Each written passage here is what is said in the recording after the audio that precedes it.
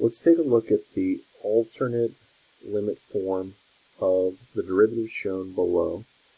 Okay, this is going to be useful for investigating the relationship between differentiability and continuity. The derivative of f at c is the following. So this is an alternative form of the derivative. Okay, definition of the derivative. So we learned this one. We learned that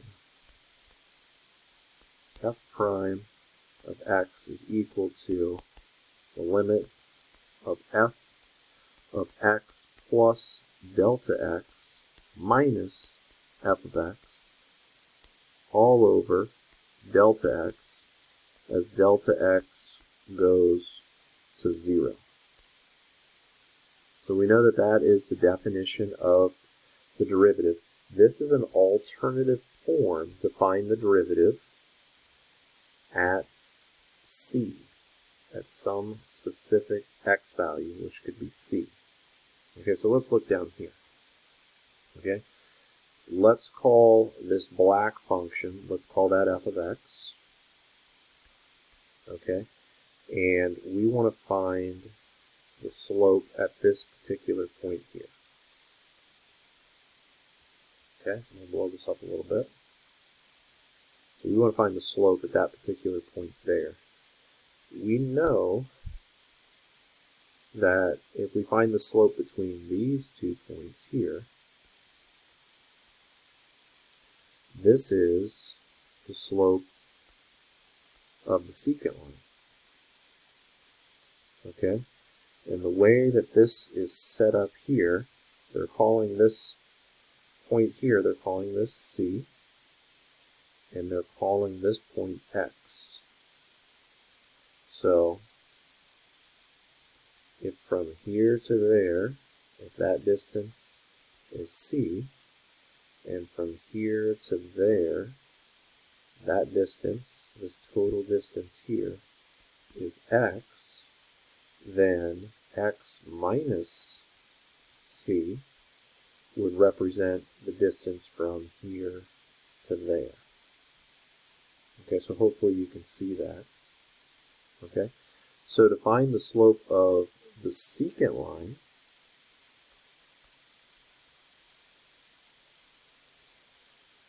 we're doing this. We're doing y2 minus y1 all over x2 minus x1, where this would be x2, this would be y2, this would be x1, and this would be y1. So through substitution, we're going to say x2 is f of x minus y1, which would be f of c, okay, all over x2, which is x, minus x1, which is c. So that's the slope of the secant line. The blue line here, this is the slope of tangent line. We know to find the slope of the tangent line, if we take the limit of the secant function, or this, yeah, the secant function, the slope of the secant function,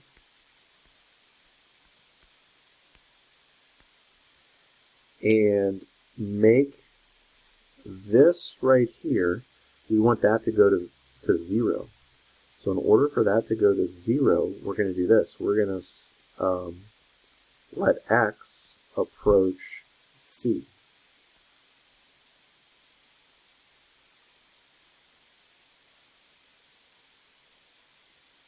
Okay, another way to think about this is we want x minus c, we want that to approach 0.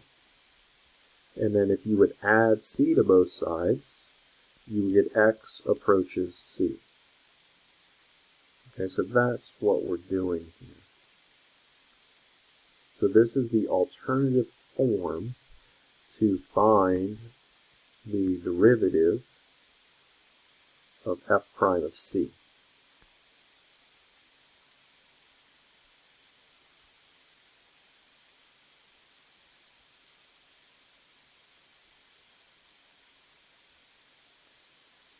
Okay. So note that the existence of the limit in this alternative form requires that one-sided limits, that we use one-sided limits. So basically, in order to claim that the limit of f of x minus f of c all over x minus c as x approaches c, in order for that to equal, for this to actually exist, we're going to use these one-sided limits, all right? And they have to equal the same value. If they differ from each other, then we would conclude that the limit doesn't exist at C. All right, so let's try one.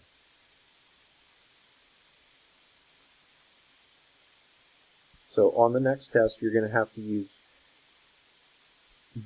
the derivative form that we learned originally and this alternative derivative form to evaluate functions to figure out the slope or the derivative at given values.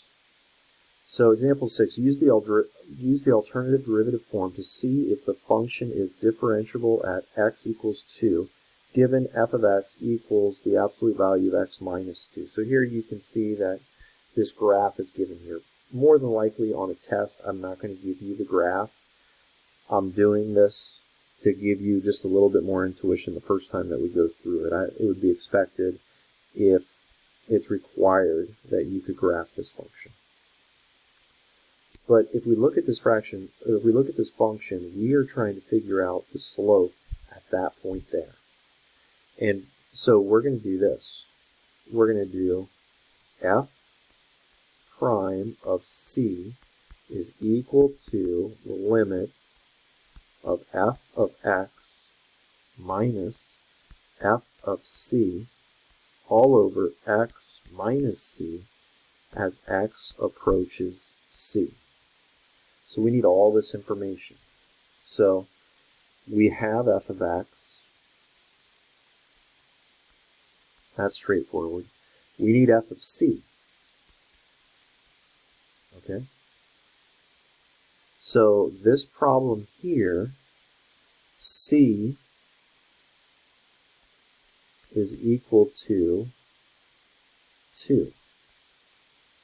Okay, remember c is an x value. So the x value that we care about for this problem is when x is equal to 2. So this is going to be f of 2, which would be equal to the absolute value of 2 minus 2, which would be equal to 0. Okay. X, we're just going to use that as x. And c, again, it seems confusing here, but c is actually going to be 2. Okay, 2 is the x value that we're specifically looking at for this particular problem. Okay? So now, f prime of 2 is going to be equal to the limit of f of x. So this is going to be the absolute value of x minus 2 minus f of c, which is 0, all over x minus 2 as x approaches c, which is 2. And remember, we got to do one-sided limits. So this first one, let's do it from the right. Let's do it this way. Okay, so let's simplify this.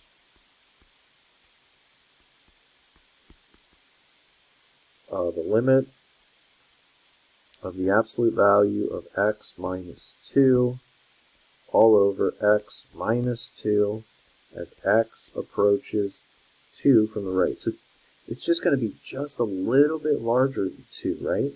So if I plug a number in here that's a little bit larger than 2, the numerator would still be positive, okay? And again, if you plug in a number, let's say 2.001, you're going to have a very, very small positive number, and that you're going to have the same small positive number in the numerator, the same positive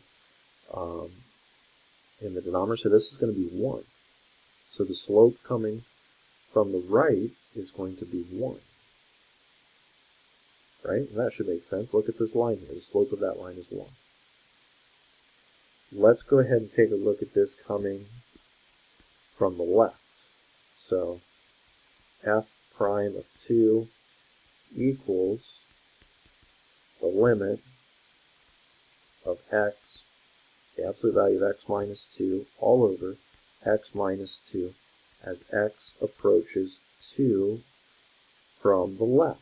This time it's going to be a number that's just slightly smaller than 2. So think of 1.999. So if I plug in 1.999 minus 2, that's going to be a very, very small negative number, but when you take the absolute value of that, that's going to become a positive number. The denominator, 1.9999 minus 2, that's going to be a really, really small negative number. So you're going to have a very, very small positive number divided by a very, very small negative number. Since these numbers are the same, this would end up becoming negative 1. And you can see here the slope of that line is negative 1. Since these one-sided limits don't equal each other, then we would simply state that the derivative here, which would be f prime of 2, does not exist. Because as x is approaching 2 from the right and x is approaching 2 from the left, when you evaluate the limit here, they don't equal each other.